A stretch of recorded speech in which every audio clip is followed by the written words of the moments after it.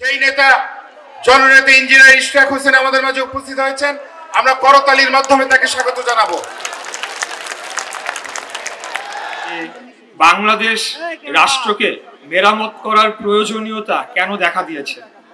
আপনারা জানেন, খুনি স্বৈরাচারী ফ্যাসিস্ট হাসিনা সে গত 16 বছর বাংলাদেশ রাষ্ট্র সরকার এবং সকল রাষ্ট্রযন্ত্রকে দলীয়করণ করে রাষ্ট্র এবং সরকারের মধ্যে যে পার্থক্য সেটিকে মিলিয়ে মিশিয়ে একাকার করে ফেলেছে।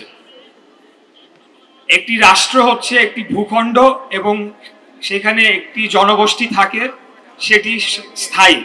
আর সরকার অস্থায়ী, সরকার আসবে যাবে, এটি অস্থায়ী একটা বিষয়। সরকার তার একটি কাঠামোর মাধ্যমে রাষ্ট্রকে পরিচালনা করবে। সেই কাঠামো মধ্যে রয়েছে আমাদের আইন বিভাগ, আমাদের বিচার বিভাগ যেটিকে আমরা বলি, আমাদের সংসদ এবং আমাদের প্রশাসন। এই তিনটি হলো রাষ্ট্রের মূল স্তম্ভ এবং এই মূল স্তম্ভের মাধ্যমে রাষ্ট্রকে পরিচালনা করা হয়ে থাকে।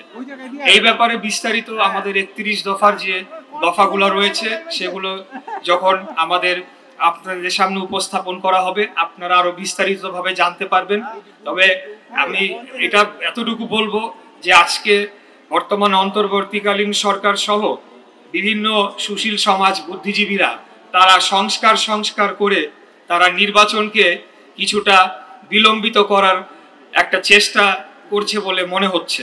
অথচ আরো 2 থেকে 2.5 বছর আগেই আমাদের নেতা দেশনায়ক জনাব তারেক রহমান তিনি রাষ্ট্র মেরামতের প্রয়োজনীয়তা উপলব্ধি করেছিলেন এবং তখনই প্রায় 60টির অধিক রাজনৈতিক দলের সাথে আলাপ আলোচনার মাধ্যমে এই 31 দফার কর্মসূচি তখনই ঘোষণা করা হয়েছিল।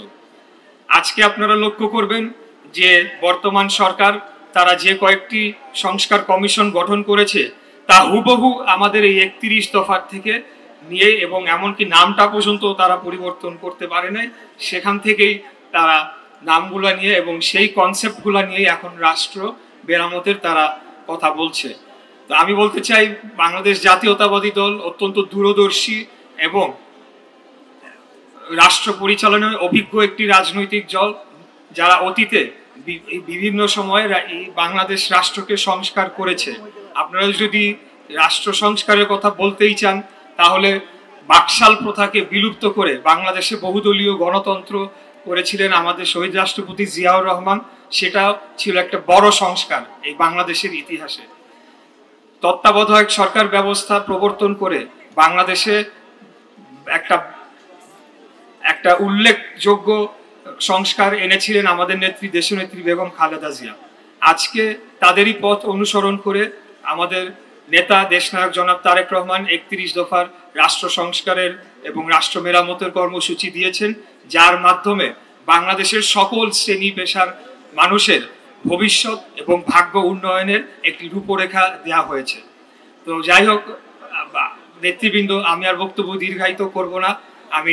আমি খালি আপনাদের অনুরোধ জানাবো যে আপনারা ধৈর্য সহকারে এই 31 দফার প্রত্যেকটি দফা যখন ঘোষণা করা হবে সেগুলো আপনারা শুনবেন এবং আপনাদেরকে যে ফোল্ডার দেওয়া হয়েছে, লিফলেট দেওয়া হয়েছে, সেটি আপনারা ভালোভাবে পড়ে এই দফাগুলোকে আয়ত্ত করবেন। আগামী দিনে যে নির্বাচনটি হতে যাচ্ছে তার আগে আমাদের এই 31 দফাকে জনগণের ঘরে ঘরে দুয়ারে দুয়ারে পৌঁছে নিয়ে যেতে হবে এবং আমার বিশ্বাস জনগণ আমাদেরকে বিপুল ভোট দিয়ে জয়লাভ করিয়ে আগামীতে রাষ্ট্র ক্ষমতায় নিয়ে আসবে, যার মাধ্যমে আমরা বাংলাদেশ রাষ্ট্রকে খুনি হাসিনা যেভাবে ধ্বংস করে রেখে গিয়েছে সেখান থেকে উত্তরণ ঘটিয়ে আমরা একটি উন্নত সমৃদ্ধশালী রাষ্ট্র হিসেবে বাংলাদেশকে গড়ে তোলার লক্ষ্যে কাজ করে যাব। এই বলে এই পর্যায়ে আমার বক্তব্য শেষ করছি। খোদাফেজ।